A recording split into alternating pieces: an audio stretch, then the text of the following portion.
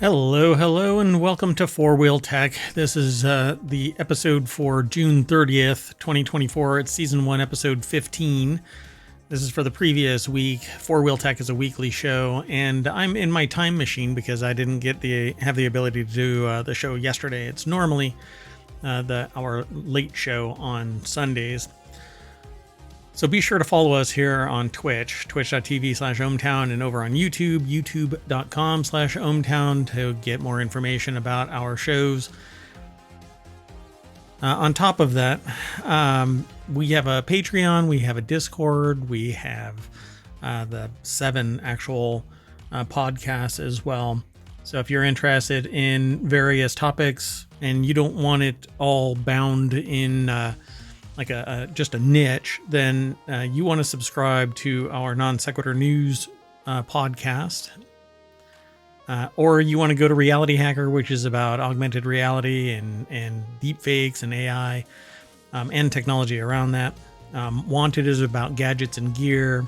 Warcrafters is about gaming, primarily survival crafting, base building, but all games are talked about at some point.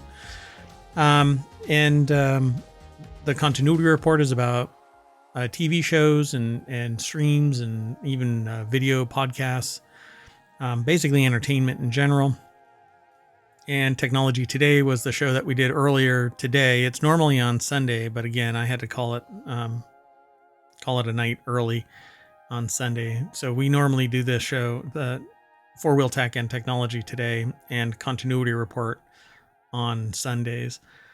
And so Technology Today was the show that we did earlier today. It's a deeper dive into higher end technology, higher level technology, and then and science. And then FourWheelTech is about automotive technology. The one that's most holistic, which talks about pretty much a little of everything, is Non Sequitur News, and we bounce around a lot in that show. That being said, if you are interested in getting today's show notes and you're in Twitch, you can actually hit !FWT for FourWheelTech, and that will pull up today's articles. If you want to pull up all of the show notes for all of the shows, you'll have to go through each command. And to get those commands, you have to type in !show notes. And if you want to get all of the podcasts, you hit !pod. Today we're going to be talking about, the Suzuki Jimny, counterfeit airbags, service drive financing, 15 new vehicles in 5 days, a 2-seat RoboTaxi, Fisker goes bankrupt, now what? A jumpstart won't help. A professor calls out crash invitation, faster than an AMG Hypercar, and Windshield as AR display. Again, I am Mayor Watt, and that is ohmTown.com. We're actually sitting in the channel FourWheelTech. If you're interested in becoming a citizen, just go over to ohmTown.com and sign up. And then you can get a whole bunch more functionality after that. That being said, everything is powered by ohmTown.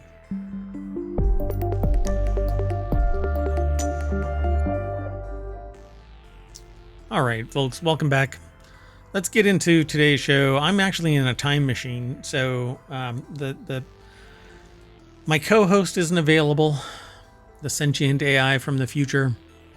There's a whole lore about that, so if you're interested in that, you can go and look at all of the past episodes. There's over 1,100 episodes of various shows, most of which are Non Sequitur News. It used to be called the Daily News Show, ohmTown Daily News Show, but we wanted it to be succinct in naming and kind of a message as to what it really is. And I practice a thing called associative thinking, which basically shows that everything is interconnected. And Non Sequitur News, we bounce around a lot. So changing it from ohmTown Daily News Show to Non Sequitur News makes more sense. Anyway, let's get into today's show. The very first article is over on FourWheelTech. There's going to be a super cute Suzuki Jimny pickup and a hybrid too. Here in the US, the only things you can buy from Suzuki are motorcycles, ATVs, and boats. The automaker pulled out of the US market years ago, but the rest of the world still enjoys a lot of Suzuki great products like tiny adorable Jimny off-roader. So let's take a look at it. It's over at jalopnik.com. Lawrence Hodge is the author, and this is it. Basically, it's kind of like a Kai car. I had somebody else respond recently about my claim that Kai cars are street legal, but they're not. Not all of them, and not every state actually allows them. Some states are actually pulling them off the market, pulling them off the roads. But not every state allows them. Only 2, if I recall correctly, have any policy or lack a policy. And of all of the states, all of them actually limit the Kai cars on the road to certain uses. So you'll have to look in your state. It's always been balkanized. Hell, it's getting more and more balkanized as time goes on. Anyway, Lawrence, but that has nothing to do with these cars. These Suzuki Jimnys are actually street legal if they are made to be street legal. It makes sense once you know more about it. But anyway, if you have all of the requisite parts and you pass the safety requirements from the Department of Transportation, you can have a Jimny on the road. The right-hand drive, but hey. So Suzuki Jimny off-roader is proving to be popular. The automaker is looking to expand its lineup, and so what they're going to do is they're going to chop the back off of it and make it a bed and make it hybrid. So I'm really into small cars. I like the Mini Cooper, for instance, but I want 4 doors in a version of this, and the original Suzuki Jimny. Looks, well, you know what? We don't have, it looks more like an SUV. It's just small. The automaker pulled out of the US market years ago, but you can still buy them here in the States. Again, they are right-hand drive. Australia's car sales reports the Jimny is so popular in the land down under that customers are facing long wait times for their vehicle deliveries. Suzuki picked up on this opportunity.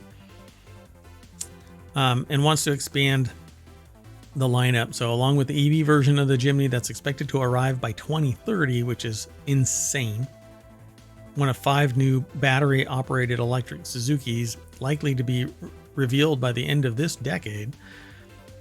A hybrid version is due before then. Suzuki is still considering a Jimny Ute for global release, perhaps reprising the Mighty Boy name.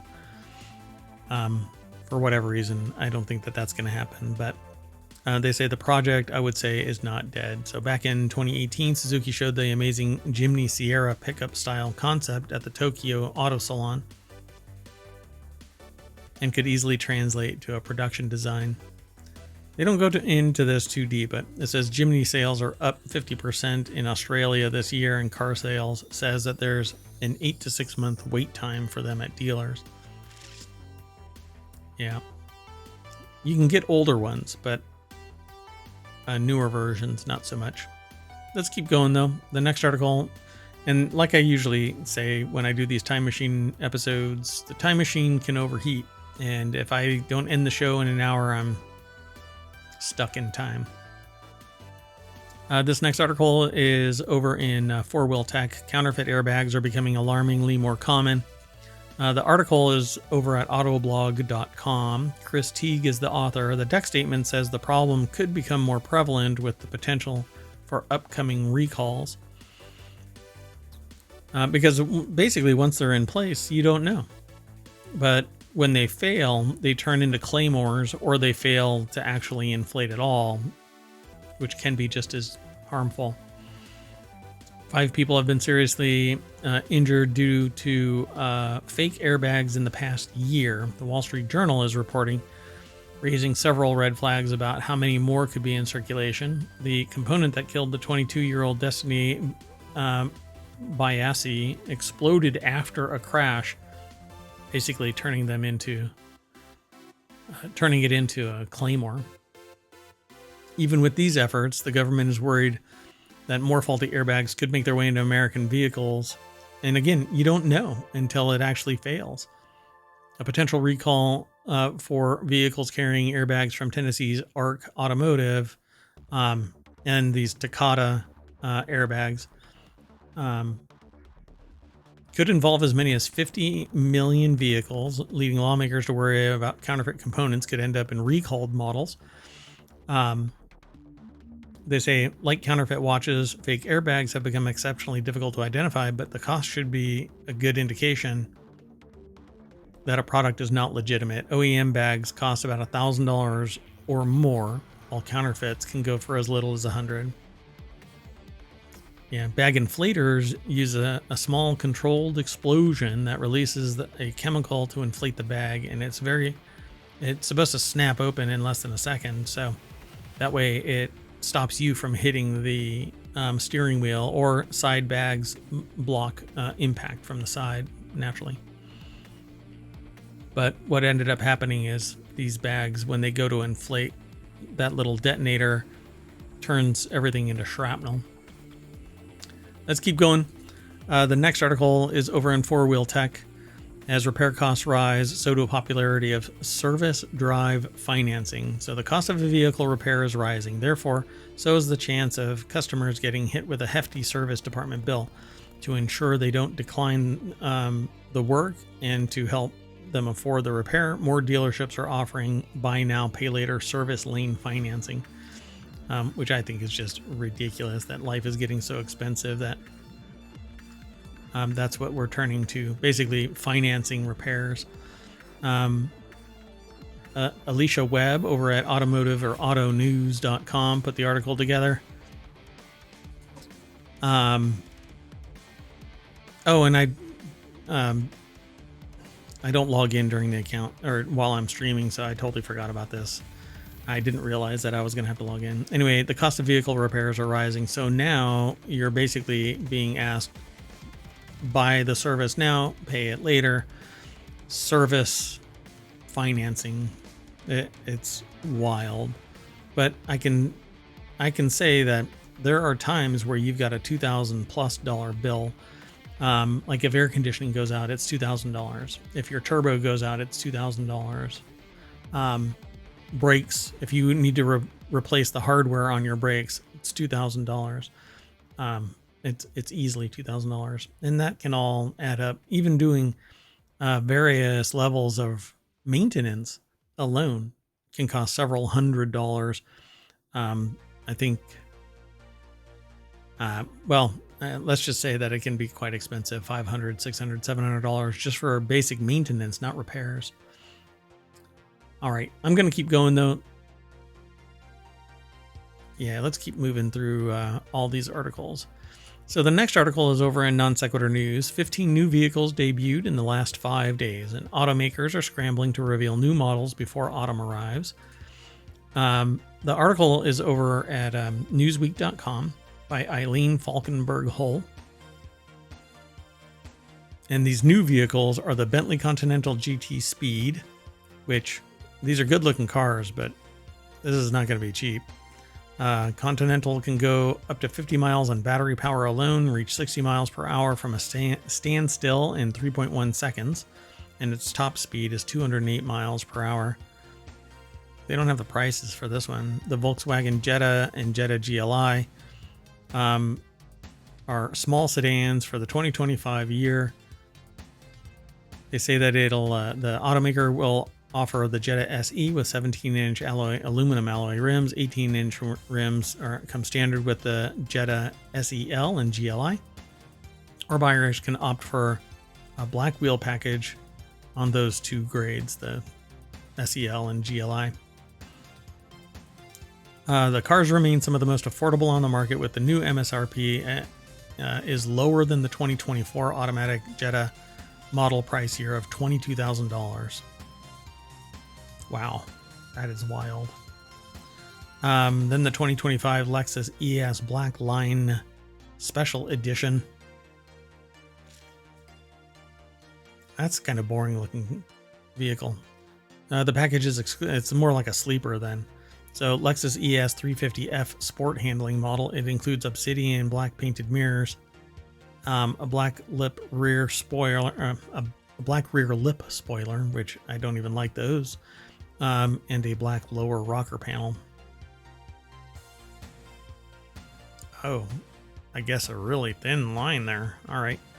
Anyway, then they have the BMW X5 Silver Anniversary Edition 2025 year. And it has a starting price of $80,000 plus a $1,200 destination fee. But they say that BMW will only sell 1,000 of these units. And then they have the Audi RS Q8 2025 and the Performance. And let's see here. So 142,000 euro or 156,000 euro for the Performance model. Then they have the 2025 Aston Martin Valiant, which, you know, everybody buys these all the time and just parks them at Target. Anyway, they're only going to make 38 of these. They don't even tell you what the price is, but it has 734 horsepower. And then the 2025 BMW M5, which looks very much like its previous iterations. The Range Rover Sport SV Celestial Collection. And I think, well, then they go a little bit off the chain a little. So go over and check all of this out. They ended after like a supercar, the Bugatti.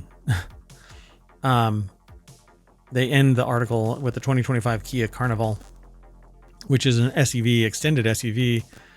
And it says the new Carnival goes on sale later this year, and its price is starting at $36,500 for the gas version, $40,500 for the hybrid, before destination and delivery charges are factored in. And I'm interested in a hybrid. I don't want to go full electric, and I'd like to move away from pure ICE. So the Carnival will be available in 3.5 liter V6 engine that produces 287 horsepower and and an electric motor that has 242 horsepower. So that's the hybrid. So a turbocharged 1.6 liter hybrid power plant is paired with a electric motor to yield 242 horsepower. So the hybrids have always been kind of gutless on the other side. And for a heavier car like an SUV, I'm not really impressed by 242 horsepower. But that's okay. I'm not looking for an SUV. Let's keep going though. And if you're in chat and you're interested in talking about something, feel free to drop a comment in chat. Either chats, actually, over on YouTube or on Twitch. So the next article is over in FourWheelTech. Rimac Vern is a 2-seater RoboTaxi with sliding doors, no steering wheel, and an amazing round sunroof. Let me do something real quick. Dun, dun. Okay, so not even a full week after Bugatti unveiled its new V16 hybrid-powered tourbillon, CEO Mate Rimac is unveiling another new car from another newly formed company of his. This one, on the total opposite end of the spectrum, it's the Vern, a fully autonomous robotaxi run by former Rimac employees. Sorry, it might be Rimac. I'm not sure how they pronounce it. I've never really talked to anybody about the model. Oh, this is not what I thought it was going to be like, but this looks like the Ford. What was it called? Oh my goodness, what was it called? I can't remember. There was a Ford car that looks a lot like this. These wedge-shaped, fully autonomous hatchbacks will first enter service in Croatia in 2026, says this article from Daniel Golson over at jalopnik.com. They look kind of goofy, but that's okay. They are fully autonomous robotaxis. It looks like every time I see these, they have this modularity for the sensor array, like this on the top and on the sides. It's kind of just bolted on, and I just feel like somebody's going to mess with it at some point.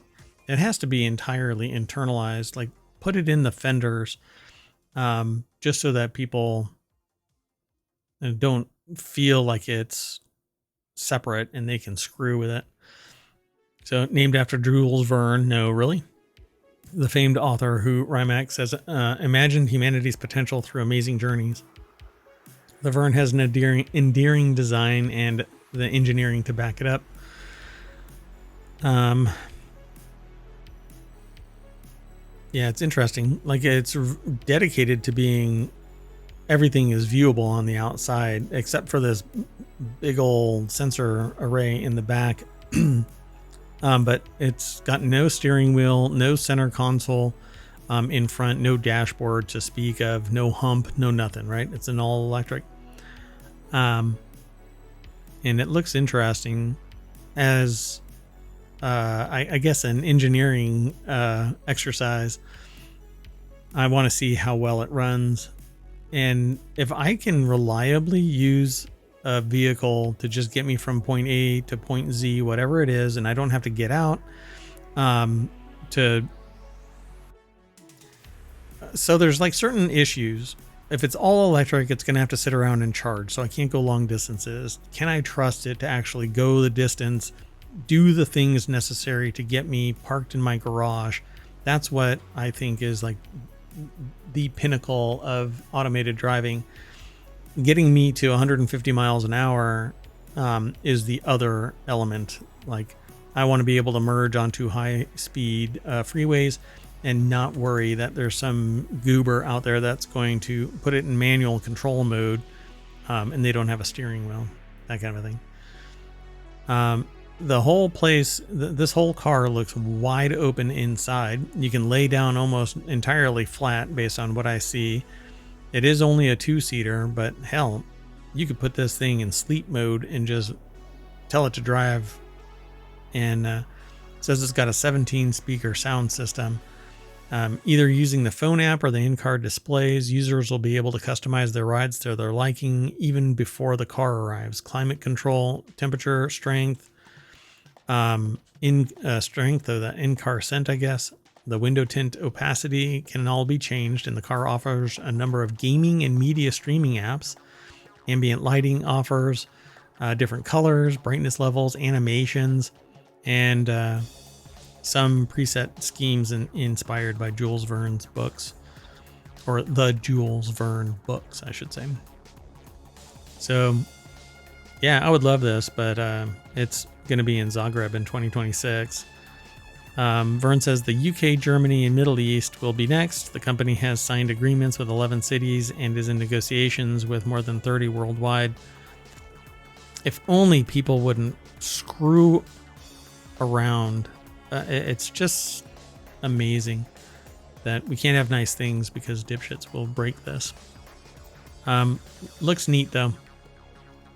I'm not a big fan of the design on the outside, but the inside is pretty easy mode. Just get in, forget about everything. You don't have to mess around with anything. You can sit there and work or sleep or talk or play a computer game or whatever you want.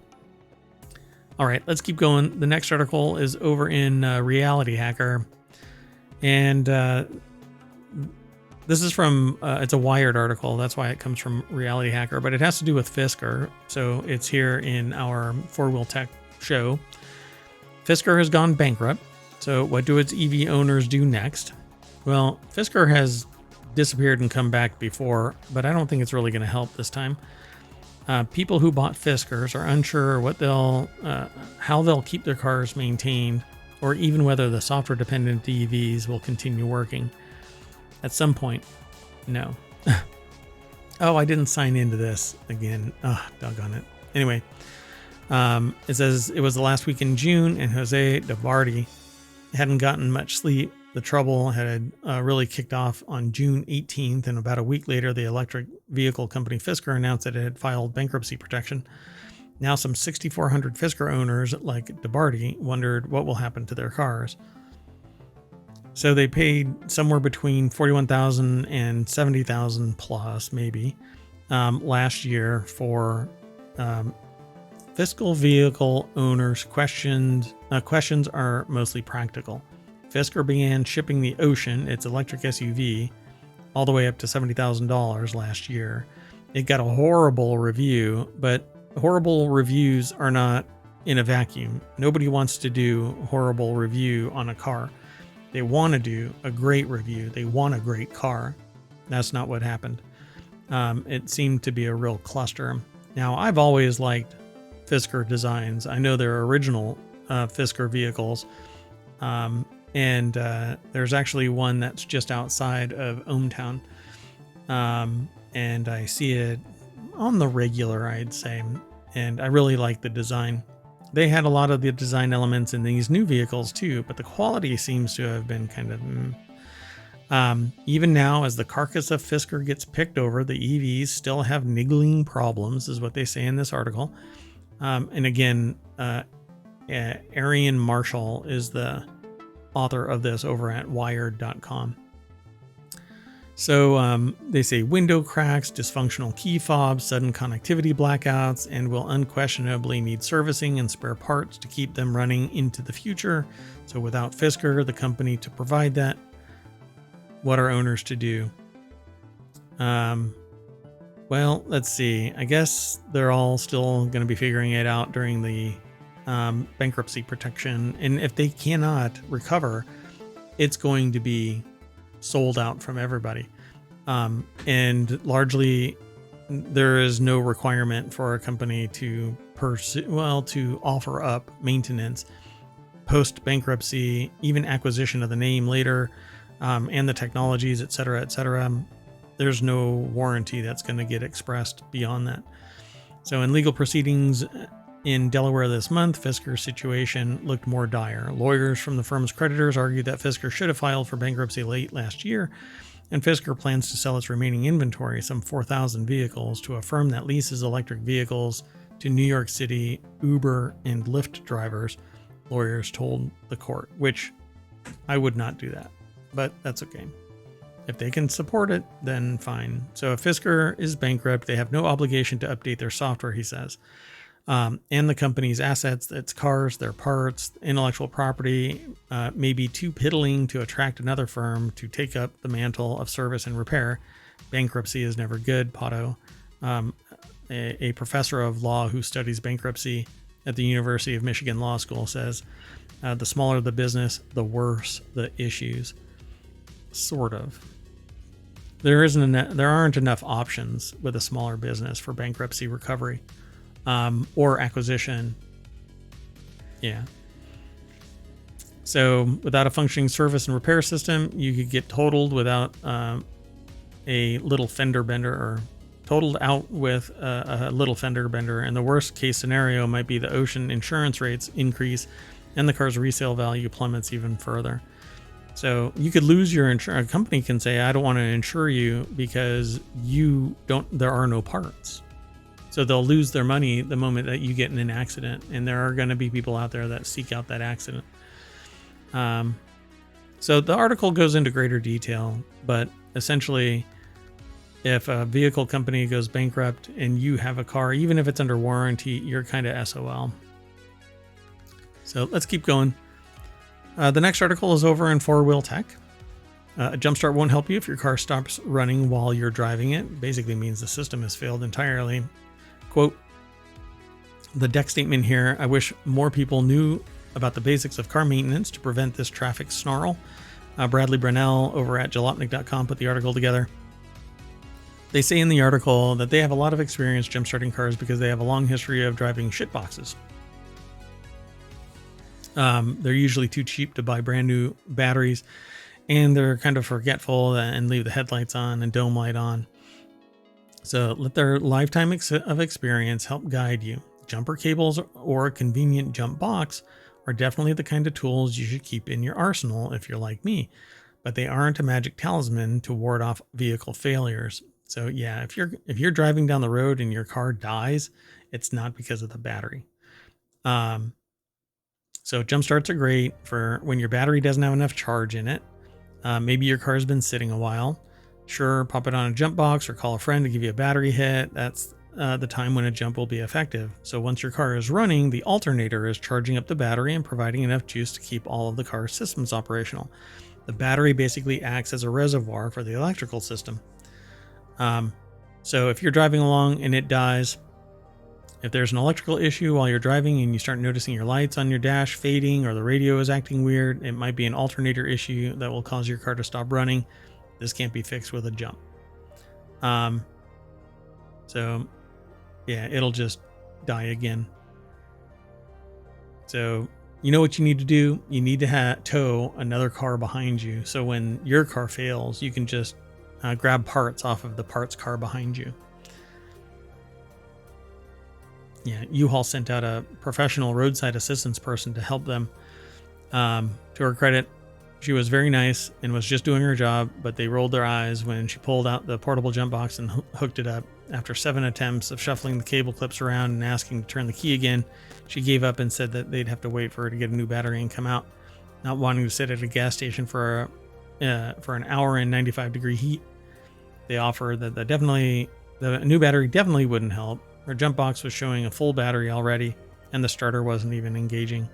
So they were able to convince the support person to just tow it back, and they took an Uber back to their car and asked the store manager for a refund for the rental.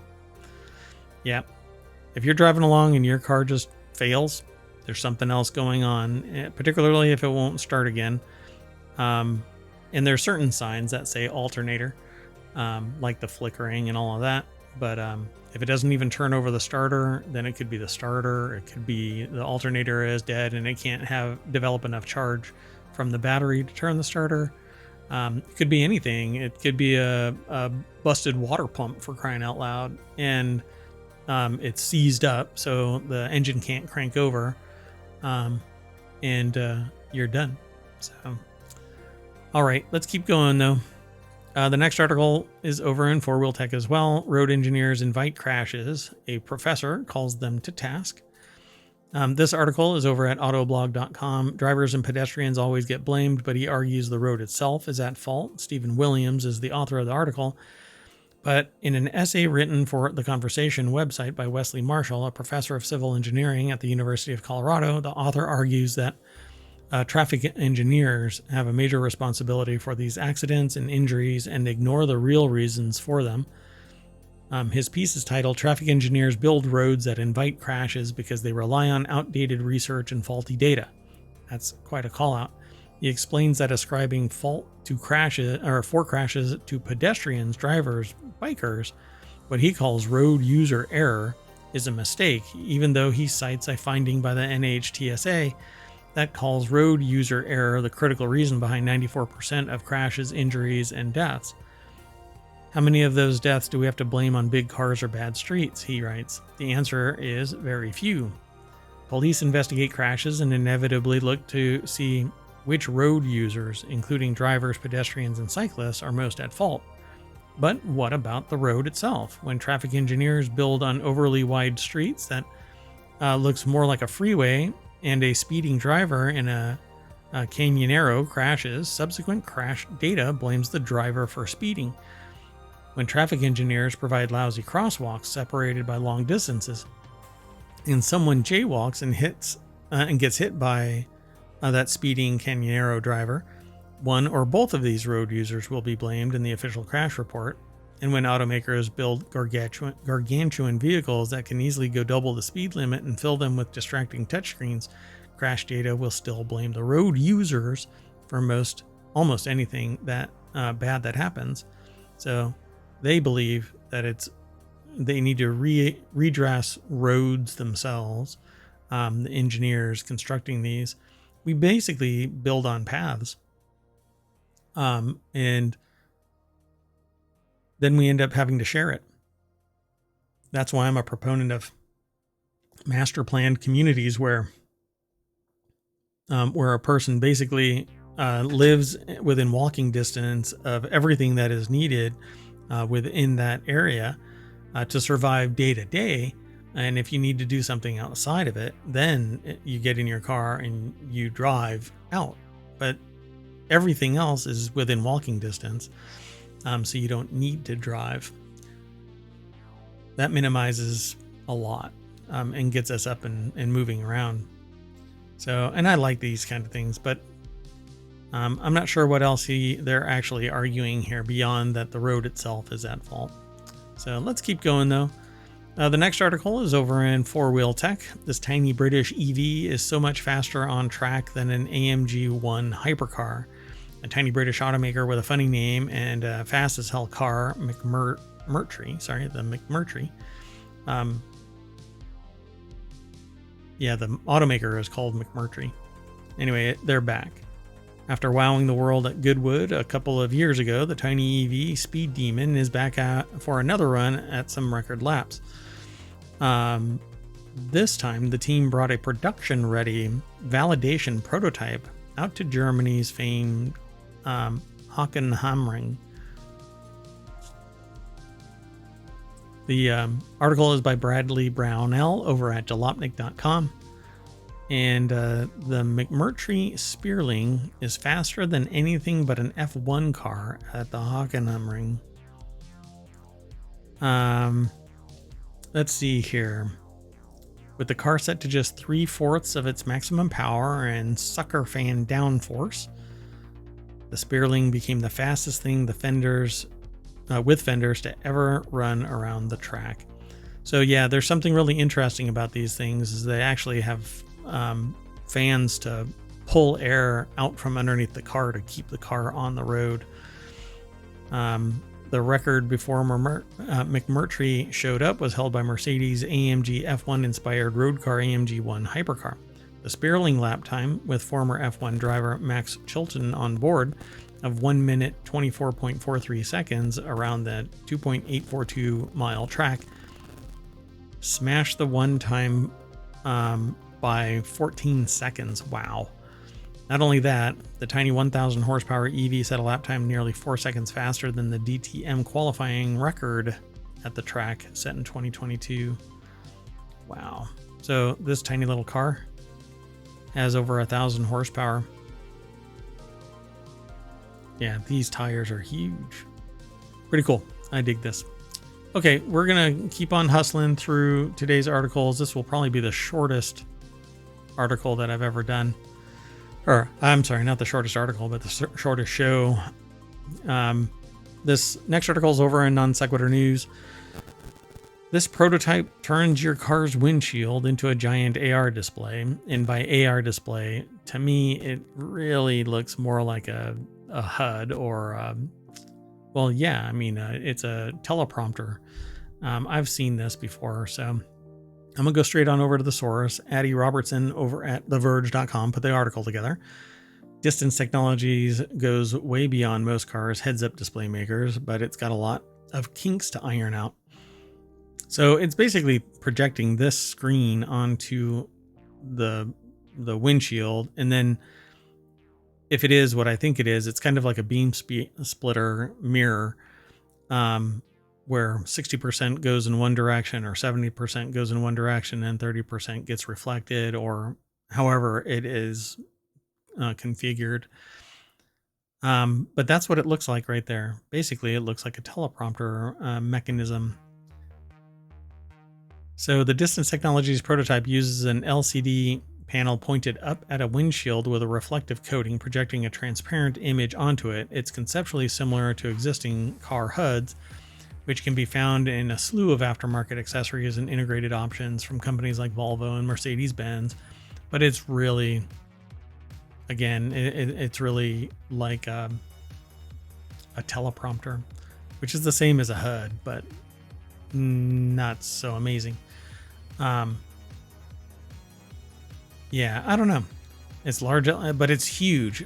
So, and for a little bit of context, this is what I was actually building one of these, and the price ended up being somewhere around $1,500 just for the display, and then I would have to reconfigure the software to do the projection and all of that. But what I want to get rid of are my monitors. My monitors are in the way of the camera. So the camera is up here and I need the camera to be at face level. So when I'm looking at the screen, I'm looking at you all.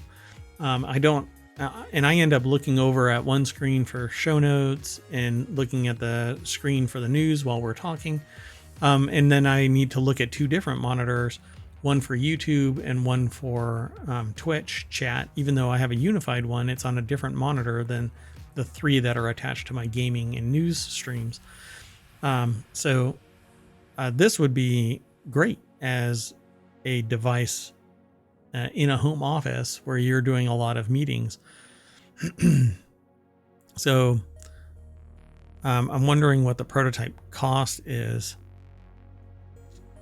So they say, but the prototype developed over the past several months has many of the rough edges you'd expect from a new display. It apparently costs far more than the hundreds of dollars price point distance is targeting for manufacturers. It's also way too dim. The demo they saw was around 100 nits of brightness, enough to see in a hotel room, but practically invisible in bright outdoor environment where you'd need something closer to like 10,000 nits.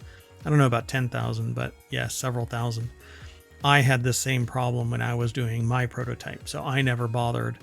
You need a really bright screen, and you lose some of it because this isn't 100% reflective like a mirror. It actually is transparent like a teleprompter, so the camera can sit on the other side of it. And I couldn't see. I could do a one-off, but when I'm not mayor, I like to create products and services. So if Distance Technologies fixes the prototype's big issues and gets commercial partners on board, they say here, we'll have to hope car companies use the technology responsibly. I would love to have AR elements added to vehicles to provide information in a way that is commensurate with driving. That way you don't have to look down, you don't have to grab your phone, you don't have to blah, blah, blah. I would love to have AI be able, or more accurate voice response be put in vehicles, because I want to be able to tell my car essentially to text somebody without any fear of it misinterpreting what I hear or what it hears and then sending a text to the wrong person. You know, sending "I quit" to your boss would really suck. Anyway, it's a neat technology. It's cool that it's in this massive scale, but it's essentially just a teleprompter that they're going to install in a car. But I'm here for it. I would love it. So good on them. Okay, well that's it, folks, for FourWheelTech. Did it in 45 minutes. Anyway, we're going to power down the time machine, and that'll snap us back to FourWheelTech. You can go and visit FourWheelTech on your own by going over to ohmTown.com and then clicking on Science and Education, or just mousing over the icon at the top. There's 6 main icons that are the primary categories for all of the shows. And then inside those main categories are breakouts. And right there in the middle is FourWheelTech. So whenever we click that, it'll grab more content. It's going to refresh, and there you go. So the Fisker Ocean, this happened in the last 13 minutes. The Fisker Ocean recalled again because the doors might trap you inside. That's it, folks. We'll talk about it more next week at FourWheelTech on Sunday night. Be sure to follow us here on Twitch and YouTube. Download the podcast. Either way, all the ways. Leave a review, like and subscribe. Be awesome. Thank you very much, and see you on the road.